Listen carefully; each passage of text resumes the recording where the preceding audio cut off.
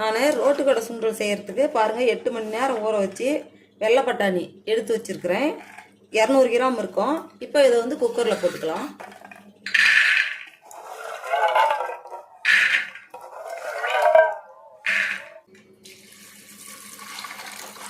பாருங்கள், தண்ணி இவ்வளோ வச்சா போதும், முழுவரவு வச்சாலே போதும்.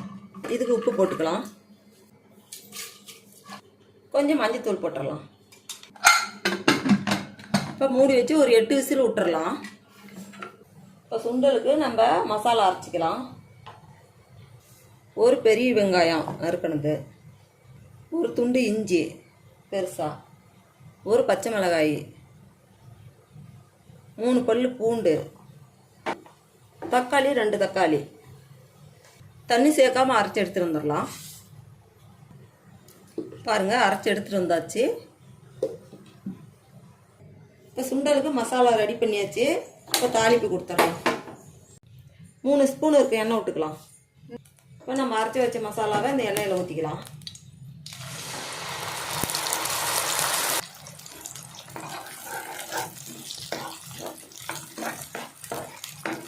நல்லா பச்சை வாசம் போகிற அளவுக்கு நல்லா வதக்கி எடுத்துக்கலாம். மஞ்சத்தூள் கொஞ்சம் போட்டுடலாம்.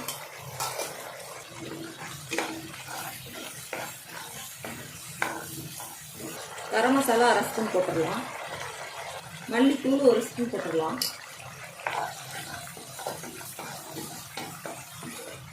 காரத்துக்கு ஏற்ற மிளகாத்தூள். இது வந்து வீட்டில் அரைச்சது அதிகமாக காரம், அதனால் நான் கொஞ்சமாக சேர்க்குறேன்.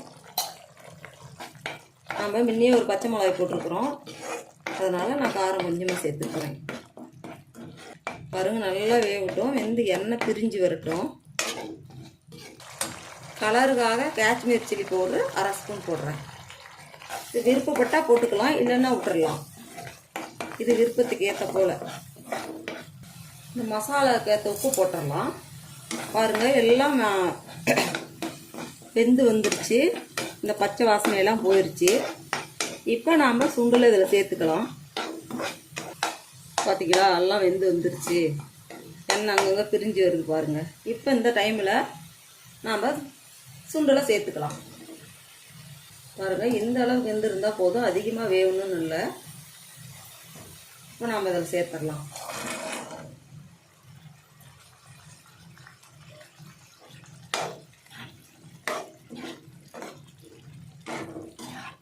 எல்லாம் சேர்த்து நல்லா கலந்து விடலாம். தண்ணி பார்த்துட்டு ஊற்றிக்கலாம். சுண்டலில் வேவிச்சு தண்ணி எடுத்து வச்சுருக்கிறேன், அதை கொஞ்சம் இதில் ஊற்றிக்கலாம்.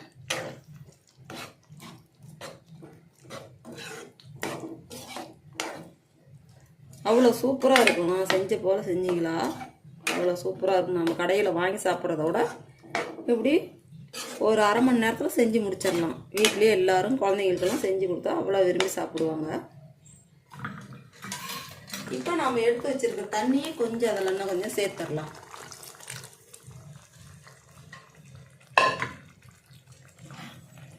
இதெல்லாம் சேர்த்து நல்லா கொதிப்படட்டும். பாருங்க, நல்லா கொதிக்குது. பாருங்க, ரோட்டுக்கடை சுண்டல் ரெடி ஆயிடுச்சு. சுட சுட பரிமாறினா சாப்பிட்றதுக்கு அவ்வளோ டேஸ்ட்டாக இருக்கும். கொஞ்சம் வெங்காயம் போட்டுடலாம்.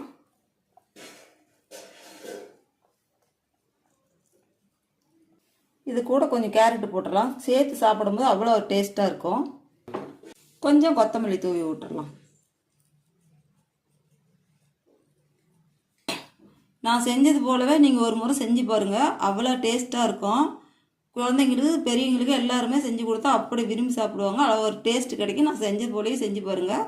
இது போல் ஒரு முறை செஞ்சு பாருங்கள்.